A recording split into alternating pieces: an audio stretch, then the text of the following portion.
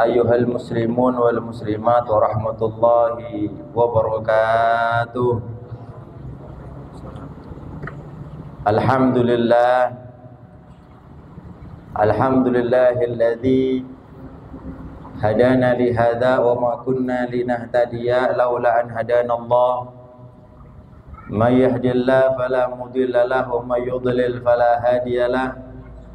Ashhadu an la ilaha illallah wahdahu la syarika lah wa ashhadu anna sayyidana Muhammadan abduhu wa rasuluh la nabiyya ba'dah.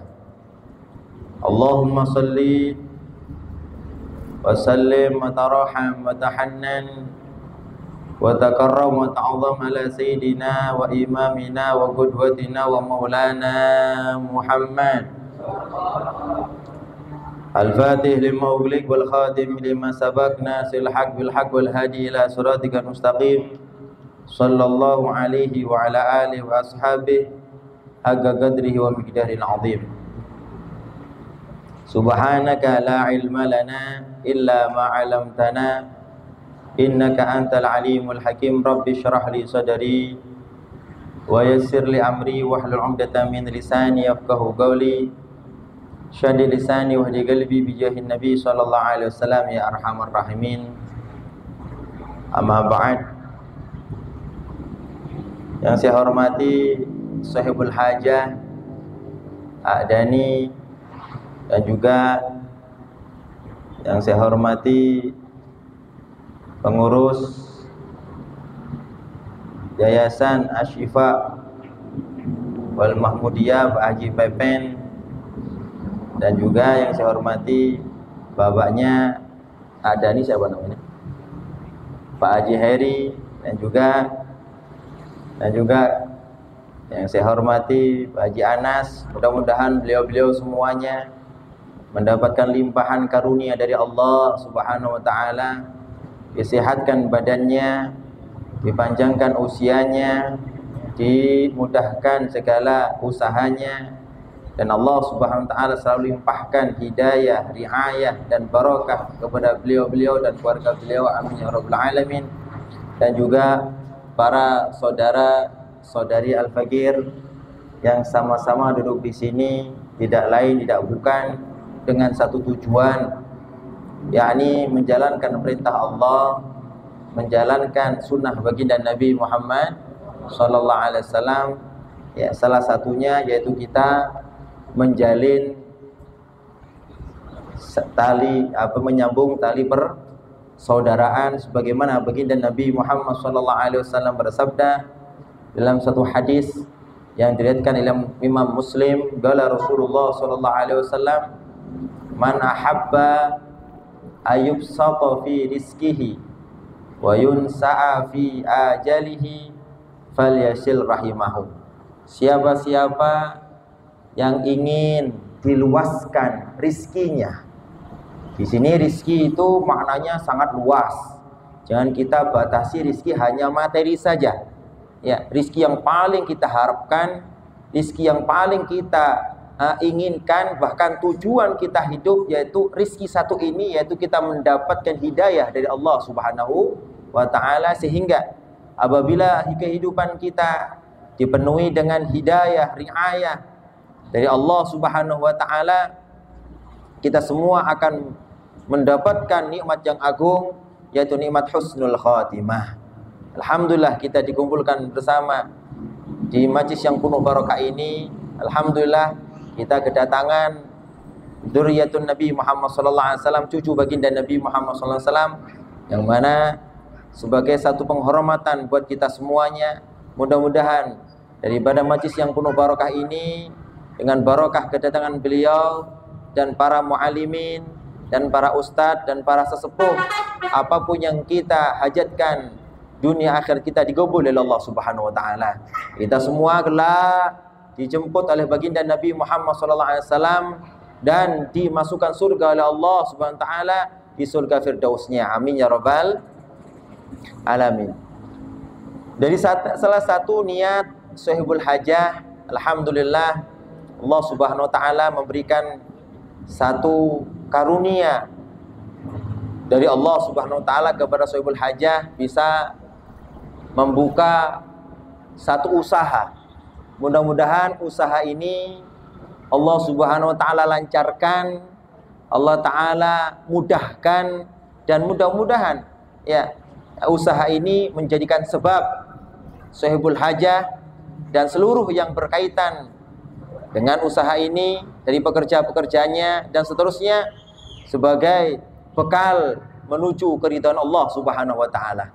Menjadi bekal, menjadi orang yang selamat dunia akhirat. Amin ya rabbal alamin. Mudah-mudahan hajat sahibul hajah digobol Allah Subhanahu wa taala dan semua apa yang diinginkan oleh Allah Subhanahu wa taala mudahkan ala hadhihi niyah. Wa bi kulli niyatin salihah syaulillahi lahal Fatihah. A'udzu billahi minasyaitonir rajim. Bismillahirrahmanirrahim. Alhamdulillahi rabbil alamin arrahmanir rahim maliki yaumiddin. Iyyaka na'budu wa iyyaka nasta'in ihdinas siratal mustaqim siratal ladzina an'amta 'alaihim ghairil maghdubi 'alaihim waladdallin. Amin. Sebagaimana permintaan daripada sahibul hajah bahwa rutinan ini acara ini, syukuran ini beliau meminta ya dibacakan maulid asalnya, dibacakan maulid, tapi beliau minta 3 acara, maulid juga ada, burdah juga ada, manakib juga ada. Nanti belum selesai acaranya pulang semua orang-orang kan gitu ya. Sedangkan acara ini tidak perlu lama-lama, yang penting ya ada hikmahnya ya, dan apa yang disampaikan di dalam majlis ini dan apa yang diinginkan, yang dipanjatkan daripada doa-doa di majlis ini digabul oleh Allah Subhanahu wa taala. Sehingga saya ngasih saran bagaimana ada nih kalau seandainya ya maulidnya diwakilkan dengan burdah. Ya, seandainya kalau baca maulid belum tentu dinilai burdah. Kalau dibaca baca burdah pasti dinilai maulid. Bahkan al-Imam Al-Qutub Al-Habib Muhammad bin Husain Al-Habsyi daripada Abah Al-Imam Al-Qutub Al-Habib Ali bin Habsyi mengatakan ya, inna qira'atal burdah asyaddu ta'thiran wa ta'alluqan bin Nabi Muhammad SAW ya ala sami'in min qira'atil mawalid katanya. Jadi membaca burdah sekali ya, membaca burdah sekali itu lebih kuat takdirnya, lebih kuat bekasnya, dan lebih kuat dalam menarik hati-hati pendengarnya kepada baginda Nabi Muhammad SAW melebihi pembacaan maulid-maulid Nabi Muhammad SAW. Ini bukan kata saya, kata Al-Imam Al-Qutub Al-Habib Muhammad Al-Habsyi, abah daripada Al-Imam Al-Qutub Al-Habib Ali bin Muhammad Al-Habsyi. Bahkan di Mekah di sana ya, pada suatu waktu itu beliau mufti tarim. Ya, beliau mempunyai majelis yang di situ biasa dibacakan maulid sama dalail. Sehingga pada suatu waktu beliau bermimpi baginda Nabi Muhammad sallallahu alaihi wasallam. Di dalam mimpinya itu Rasulullah sallallahu alaihi wasallam memerintahkan untuk ditambahkan baca maulid Nabi Muhammad, baca burdah. Baca burdah karena kata beliau mengatakan ya, qiraatul burdah ta'dilu sab'ina khatmatan min qiraatil dalail. Ya Masya Allah. Jadi baca burdah sekali hatam itu membandingi fadilahnya daripada membaca 70 kali hataman baca kitab Dalailul Khairat. Tebel itu kitab Dalailul itu. Masya Allah. Tebel. Ya. Intisarinya kalau kita baca burdah dinilai juga baca maulid Nabi Muhammad sallallahu alaihi wasallam. Mudah-mudahan kita juga mendapat berkah daripada maulid baginda Nabi Muhammad sallallahu alaihi wasallam. Saya jelaskan sedikit daripada apa itu berkah. Ya, kalau kita alhamdulillah ahli sunnah wal jamaah percaya kepada berkah. Masya Allah, barokah ini ada. Barokah ini yang diingin-inginkan oleh para aulia, sehingga Imam Muhammad Mutawalli Sya'rawi mengatakan al-barakatu jundun khafiyun min junudillahi subhanahu wa ta'ala. Barokah adalah tentara-tentara yang samar dari bertentaranya Allah Subhanahu wa ta'ala. Yang mana secara makna lughat barokah adalah ziyadatul khair, tambahan kebaikan. Umur kita kalau ada barokahnya baik akan dipenuhi dengan ketaatan. Ya, Harta kita kalau dipenuhi dengan keberkahan menjadi baik, menjadi bekal untuk taat kepada Allah Subhanahu wa taala. Kalau keberkahan itu muncul kepada anak kita dan seluruh dari apa yang Allah berikan kepada kita, maka akan muncul kebaikan-kebaikan yang sangat luar biasa dari Allah Subhanahu wa taala. Makanya kita kalau doa cukup satu, minta keberkahan. Al-Imam Muhammad Mutasyari mengatakan al-barakatu jundun khafiyun min junudillahi subhanahu wa ta'ala, yaitu barakah adalah tentara-tentara Allah yang tidak kelihatan, yang samar daripada tentara Allah Subhanahu wa taala. Fa idza halat ala malin, apabila barakah itu turun ke harta, ya, apabila harta itu turun ke harta, ya, katharathu, maka harta itu akan menjadi banyak.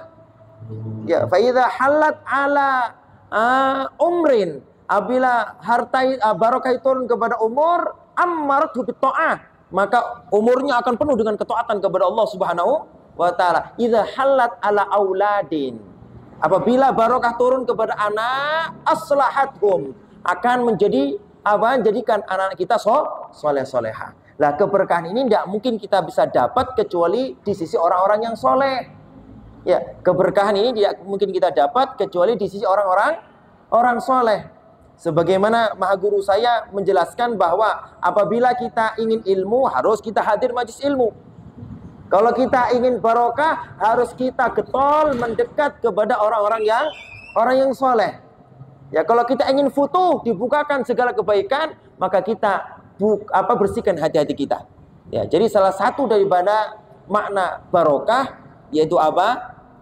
Ziyadatul khair, tambahan kebaikan. Dan duduknya kita semuanya di sini, ya, ini minta barokah dari baginda Nabi Muhammad sallallahu alaihi wasallam. Kita minta barokah dari para aulia-aulia Allah yang mana beliau suka membaca salawat dan salam kepada baginda Nabi Muhammad sallallahu alaihi wasallam.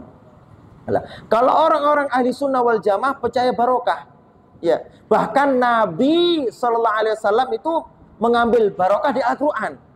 Tatkala baginda Nabi Muhammad ini dalam hadis sahih, ya, di dalam hadis sahih menjelaskan pada suatu waktu Nabi itu tersengat kalajengking. Tersengat kalajengking. Maka Nabi Muhammad SAW mengambil air dicampur dengan garam. Ya, kemudian dibacakan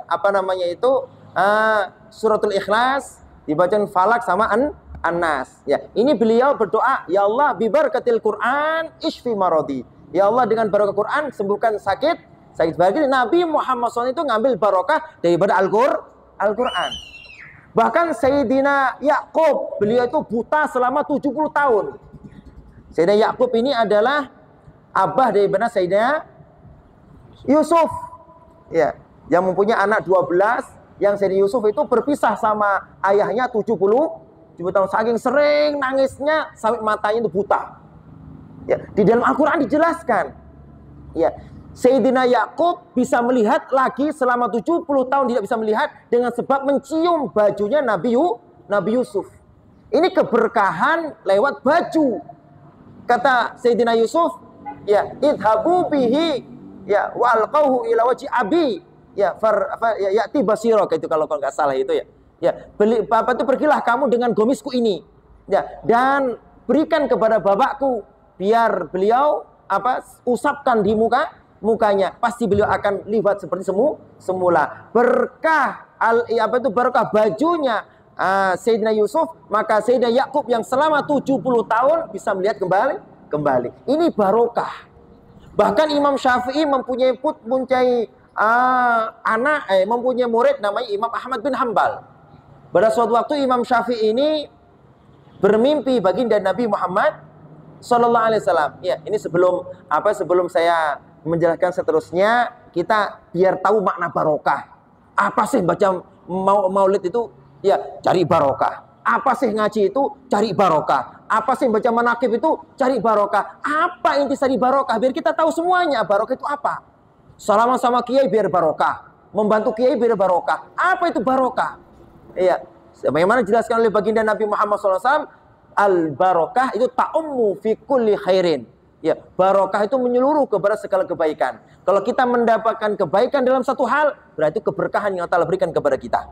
Itu makna barokah. Ya, gitu. Doa kita diterima, berarti kita mendapat barokah. Ya, kita bisa umur panjang dalam keadaan sehat walafiat, berarti kita mendapat barokah. Bahkan kita pada waktu ini bisa duduk bersama, tidak lain ya bukan mudah-mudahan duduknya kita ini menjadi sebab kita menjadi ahli surga, dimasukkan surga oleh Allah SWT dan dosa-dosa kita diampuni Allah SWT. Juga duduknya kita berarti mendapat barokah dari baginda Nabi Muhammad SAW. Nah ini. Jadi apa namanya itu keberkahan ini harus kita kejar. Biar kita tahu barokah itu apa. Ya, biar kita nggak gambiar karena segala sesuatu yang kita hendak dapatkan karena sebab kita yakin kepada apa yang kita hadapi. Kita bisa kumpul sama para kiai. Bisa kita mendapat barokah kalau hati kita yakin ya bahwa kiai itu ya menyebabkan sebab kita mendapat barokah. Menurut kadar keyakinan kita. Di zaman dulu ya ada satu cerita. Ini ada 10 orang geng.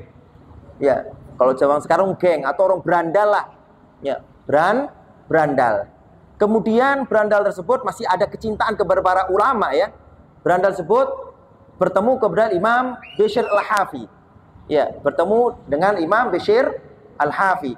Kalau kita baca kitab-kitab yang apa namanya itu klasik, kitab-kitab para ulama tasawuf, tahu siapa itu Imam Bishr Al-Hafi, seorang wali besar, ulama besar min ahli tasawuf. Ya. Pada waktu itu Imam Bishr Al-Hafi itu pergi ke tempat penjualan apa namanya itu? Penjualan buah-buahan. Penjualan buah-buahan. Tiba-tiba Imam Bishr Al-Hafi itu memegang-megang apa namanya itu? Memegang-megang apa namanya itu? Buah. Ya, memegang-megang buah semangka. Ya, memegang-megang buah semangka. Kemudian berandal tadi itu mengetahui bahwa semangka yang dia lihat pernah dipegang oleh Imam Bishr Al-Hafi. Ini makna barokah. Ya, kita kalau nggak mendapatkan barokah nggak mungkin bisa jadi orang soleh. Ya. Kemudian ya satu daripada berandal itu membeli semangka yang pernah dipegang oleh Imam Bishr Al-Hafi. Ya, kata dia sudah ini adalah buah yang pernah dipegang oleh Imam Bishr Al-Hafi. Ya, saya beli berapapun yang kamu mau katanya. Saya beli berapapun yang kamu mau. Akhirnya dibeli oleh penjaga berandal tersebut, dibeli. Ya, bawa pulang semangka itu. Ya, sama berandal tersebut itu dicium-ciumi, minta barokah bekas pegangan daripada apa? Seorang wali besar. Sehingga orang 10 berandal tadi itu nyium satu persatu. Masya Allah, malam-malamnya ya bermimpi mendapat hidayah, langsung besoknya dia orang bertobat menjadi orang yang soleh. Ya, orang soleh. Ini barokah daripada apa namanya itu sebab pegangan daripada wali min auliya. Masya Allah.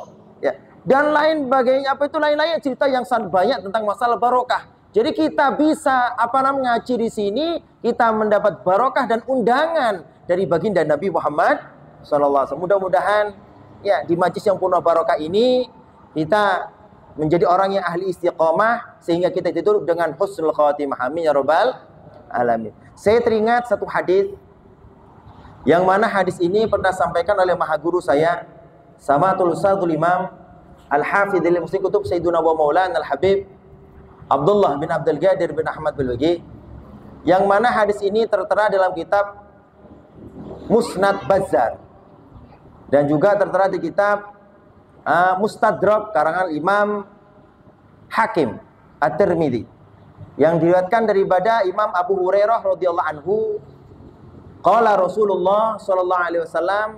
Mudah-mudahan setelah kita mendengarkan hadis ini kita tidak menjauh daripada para ulama-ulama Allah Subhanahu wa taala, karena keberkahan daripada kehidupan kita kalau kita dekat dengan para ulama. Ya. Kata Rasulullah SAW dalam kitab Durratun Nasihin, sayati 'alan nasi zamanun yafirruna 'anil ulama. Akan datang pada suatu zaman yang mana pada zaman tersebut orang-orang pada lari dari para ulama. Enggan mencintai para ulama, enggan mendekat kepada para ulama, ya, enggan untuk membantu para ulama. Ya, sayabtalihumullahu bi thalathi baliyatin, sehingga kalau umat pada zaman itu sudah menjauh dari para ulama, enggan membantu para ulama, enggan berkhidmah kepada para ulama, enggan mengaji kepada para ulama, maka Allah Ta'ala akan berikan 3 musibah yang besar. Perhatikan ini. Ini bukan kata saya, kata baginda Nabi Muhammad SAW. Jadi kalau kita ingin hidup barokah, 1, jangan jauh dari para ulama. Kalau kita ingin punya anak yang soleh-soleha, jangan jauh dari para ulama. Kata Syekh Abdul Qadir Al-Jilani mengatakan, siapa-siapa yang cinta kepada orang-orang yang soleh, barang siapa yang cinta kepada para ulama, kalau bukan anaknya yang jadi ulama, pasti akan cucu-cucunya jadi ulama-ulama Allah Subhanahu wa Ta'ala. Ini pasti. Ya, telah diriwayatkan oleh Habib Zain bin Semit dan Al-Habib Umar bin Hafid. Ya.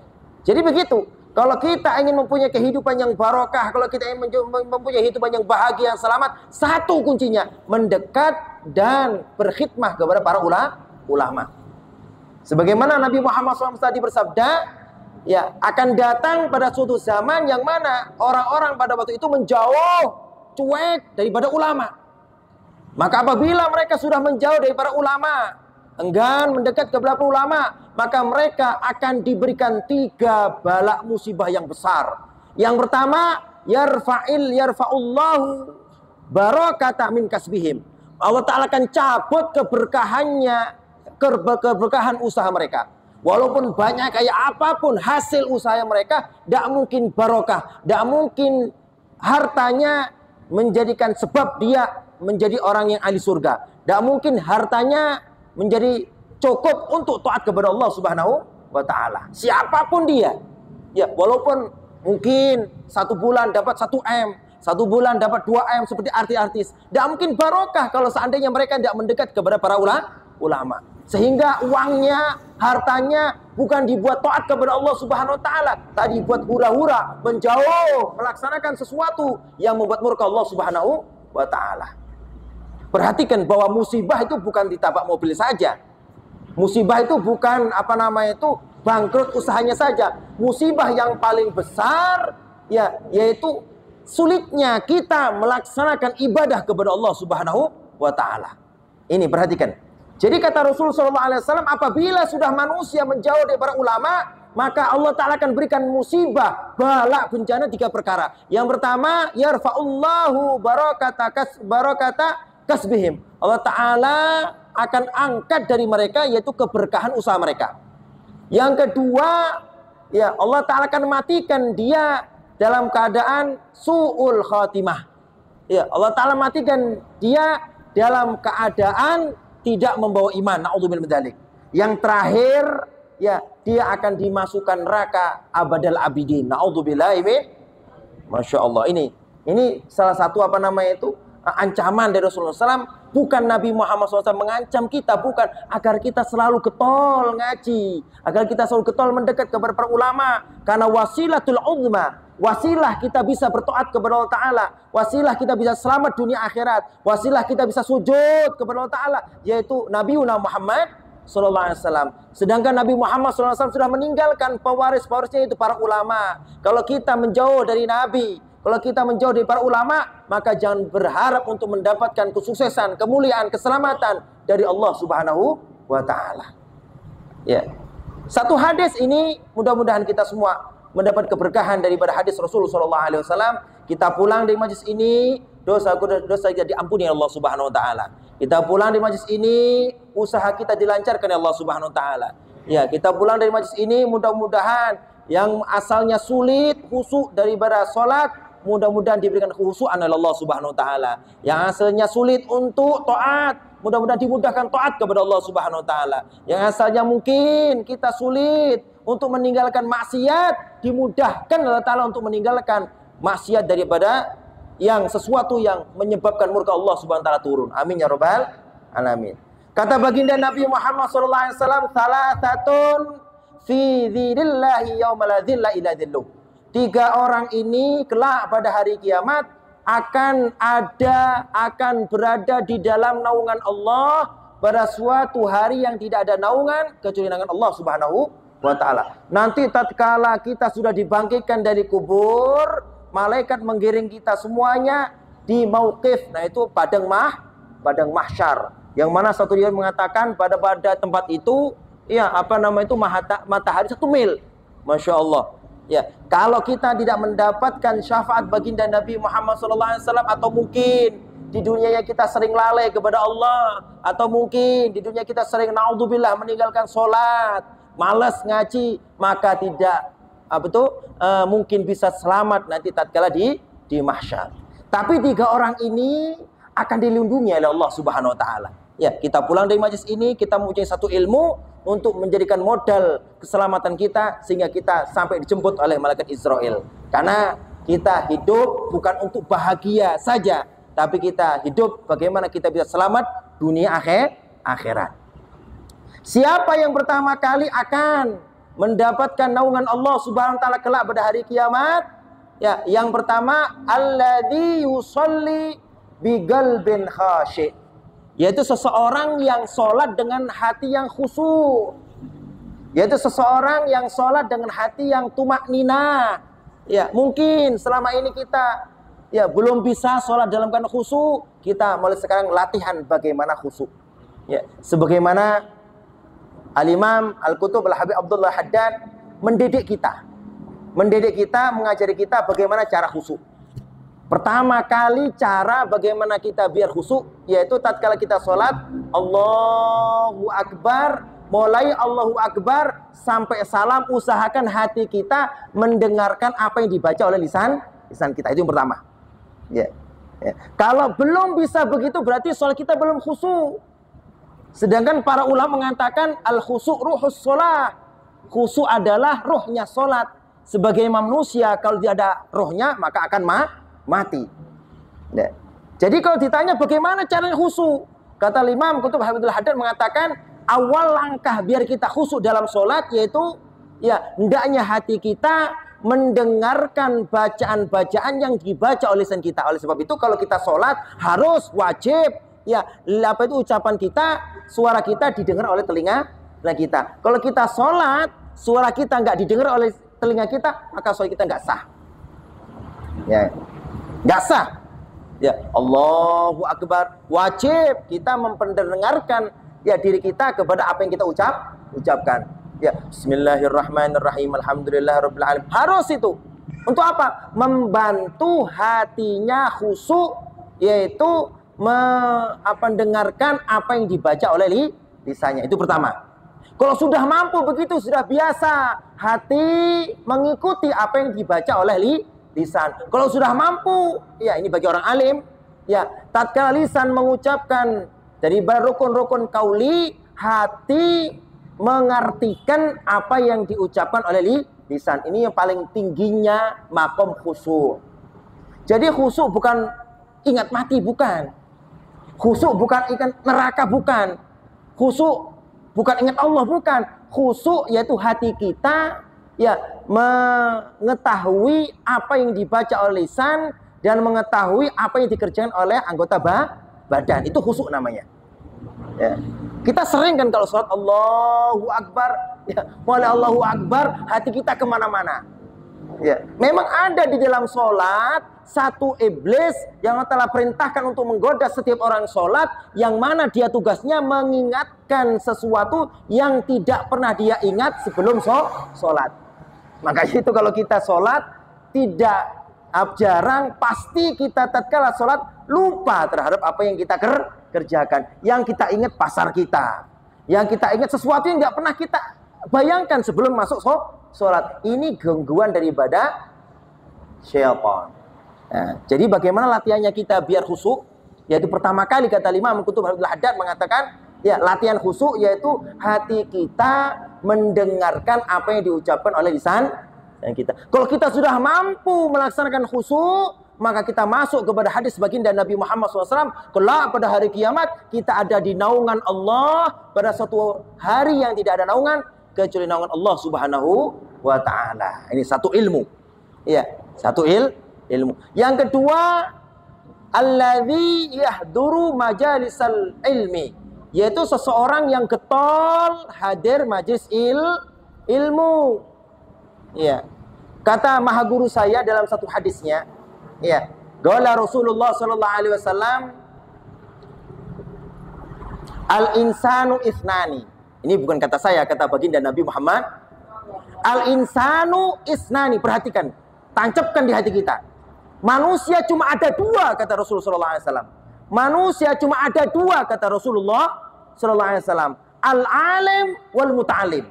Orang alim dan orang yang penuntut ilmu. Orang yang tidak alim, orang yang nggak mau ngaji, orang yang nggak mau hadir ilmu, jangan mengaku manusia, kata baginda Nabi Muhammad SAW. Bukan dinilai manusia yang hakiki. Karena apa? Tujuan Allah Ta'ala menciptakan kita semuanya hanya untuk ibadah kepada Allah Subhanahu Wa Ta'ala. Wa ma khalaqtul jinna wal insa illa liya'budun. Tidaklah aku, tidaklah kami Allah SWT ciptakan manusia dan jin kecuali untuk dia, untuk mereka beribadah kepada Allah Subhanahu wa Ta'ala. Di dalam kitab Minhajul Abidin menjelaskan, ibadah, Imam Ghazali mengatakan, ibadah apapun yang mana ibadah tersebut tanpa didasari dengan ilmu, gak mungkin diterima oleh Allah Subhanahu wa Ta'ala. Ibadah apapun, entah itu sholat, entah itu zakat, warna-warni ketaatan yang mana muncul dari ibadah kita tanpa didasari ilmu, gak mungkin diterima oleh Allah Subhanahu wa Ta'ala. Oleh sebab itu, sebelum kita melaksanakan ibadah, maka wajib kita harus menuntut ilmu. Nah, makanya di dalam kitab Minhajul Abidin diterangkan bahwa kewajiban bagi seorang manusia dan makhluk Allah Ta'ala di dunia cuma ada dua. Menuntut ilmu sama beribadah. Menuntut ilmu sama beribadah. Ini perhatikan. Jadi kalau kita masih enggan ngaji, apalagi menjauh dari para ulama, enggan, jangan ngaku manusia. Ini bukan kata saya, kata baginda Nabi Muhammad. Bahkan maha guru saya, yang mulia Samatul Sadul Imam Al-Habar Kutub Sayyiduna wa Maulana Al-Habib Abdul Qadir bin Ahmad Bil-Faqih. Beliau mengatakan dalam satu kata mutiara beliau, Innar rajula la takmulu lahu rajuliyatuhu. Sesungguhnya seseorang tidak disebut orang yang sempurna illa idza ta'allama ilma wa amila bihi wa atharon nas 'ala nafsi.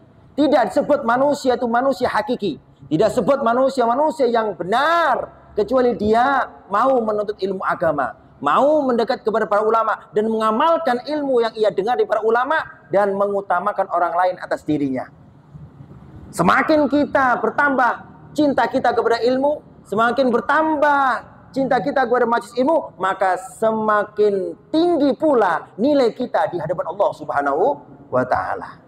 Maka alhamdulillah di sini mudah-mudahan dengan barokah majelis ilmu ini, usaha kita semua digabulkan oleh Allah Ta'ala, usaha kita dilancarkan oleh Allah Ta'ala, khususan ya Syaikhul Hajah, usaha Adani dilancarkan Allah Subhanahu wa Ta'ala, diselamatkan dari bara orang yang hasud, diselamatkan daripada bala musibah, diselamatkan daripada kemaksiatan, diselamatkan daripada segala warna-warni musibah dari Allah Subhanahu wa Ta'ala. Amin ya rabbal.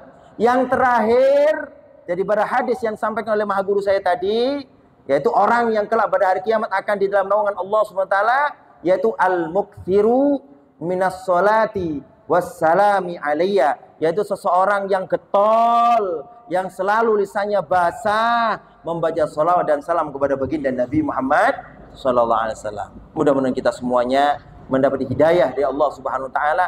Kita dimudahkan untuk menjalankan ketaatan kepada Allah Subhanahu wa Ta'ala. Sebelum saya tutup, ya, nanti setelah ini baca maulid, baca manakib, kemudian tutup, ya. Kita berdoa bersama, mudah-mudahan hajat kita dikabul Allah Subhanahu wa Ta'ala. Ada satu amaliyah, satu ijazah, ya, yaitu barang siapa yang kontinu membaca surat ini, ya, tidaklah dia mempunyai usaha kecuali usahanya akan dilancarkan. Ya, kalau dia sedih akan dibahagiakan. Kalau dia sakit akan disehatkan. Ya, sebagaimana Imam Fakhrul Razi mengatakan di dalam tafsirnya bahwa di dalam surat ini mengandung 3 ibadah. Jadi kalau kita mengamalkannya, kalau kita baca, maka kita akan mendapat 3 amaliyah ini. Akan kita mendapat 3 fadilah ini. Yaitu surat Inna a'tainakal kautsar. Kenapa saya kasih amalan ini? Karena pasti semuanya hafal surat Inna a'tainakal kautsar. Hafal nggak kira-kira ini? Nah, kalau kita punya usaha, ya usahakan besok mulai membuka, ya nanti ada nih mau membuka showroomnya hari Rabu, pas 1 Muharram, Masya Allah, pembukaan tahun, pembukaan, mudah-mudahan menjadi pembukaan rizkinya, membuka apa itu hidayahnya, menjadi orang yang mulia dunia akhirat, amin ya Rabbal. Nah, jadi saya suruh memang tanggal 1 ya bulan Muharram, ya besok hari Rabu. Ya, syukurannya sekarang. Ya. Jadi kalau di antara kita mungkin ingin punya anak, ingin mempunyai apa namanya itu rumah, ingin mempunyai jodoh, ingin mempunyai apa namanya itu atau barang yang laku dengan cepat dengan harga yang mahal. Ya. Maka bacalah surat ini minimal sehari 10 kali. Surat apa tadi? Inna a'tainakal Kautsar fasalli li rabbika wanhar inna syani'aka huwal abtar. Ya, di dalam surat ini ada 3 keistimewaan, yaitu rizki zahir, rizki batin, dan rizki hatta. Ya. Rizki zahir apa? Fasalli. Fasal, ya kalau kita apa namanya itu ibadah, kalau badan kita nggak sehat, bisa nggak kira-kira? Kan nggak bisa kan ya? Ya. Kata Imam Fakhruddin akan diberikan 3 keistimewaan. Sehat badannya, sehat hatinya, dan banyak rizkinya. Ya. Jadi khususiyah amalan ini mendapat 3 keistimewaan. Akan sehat badannya, sehat hatinya, nggak berpenyakitan. Karena kalau hati berpenyakitan, kata Imam Ibn Qayyim, maka akan sulit untuk beribadah kepada Allah Subhanahu wa Ta'ala. Kenapa kita kok sulit untuk ibadah? Kenapa kalau kita diajak ibadah sulit? Karena hati kita berpenyakitan. Faida maridotil qulub. Apabila hati kita berpenyakitan, ya istahat, ya alal ala syar wa sulit untuk istahat, selalu menginginkan, ya menginginkan untuk melakukan keburukan. Wamta'an anil khair, maka enggan untuk melakukan kebaikan. Ini kata Imam Ibnul Qayyim, Imam Ibn Taimiyah. Mudah-mudahan kita dengan majlis ini hati kita disembuhkan oleh Allah Subhanahu wa Ta'ala. Ya, jadi siapa-siapa yang kontinu membaca Inna a'tainakal kautsar, ya minimal 10 kali setiap hari, maka ya Allah Ta'ala akan berikan kesehatan badannya, kesehatan batiniahnya, dan diluaskan rizkinya oleh Allah Subhanahu wa Ta'ala. Silakan amalkan dan sampaikan kepada siapapun Fatihahnya kepada Rasulullah SAW dan kepada Al-Habib Abdul Qadir bil Faqih dan Habib Abdullah bin Abdul Qadir Faqih, dan terakhir kepada Jami'u Ahlil Quran. Jami'u Ahlil Quran, orang yang ahli Quran, ahli tafsir, kita Fatihain biar kita mendapat barokah dari mereka semua. Amin ya Rabbal. Ya, kita sekarang membaca manakib, ya manakib singkat, ya manakib bukan manis seperti mudah-mudahan hajat kita digabul Allah Subhanahu wa Ta'ala. Ala hadhihi niyyah wa bi kulli salihah. Sya'alillahi lana wa lahumul Fatihah. A'udzu billahi minasyaitonir rajim.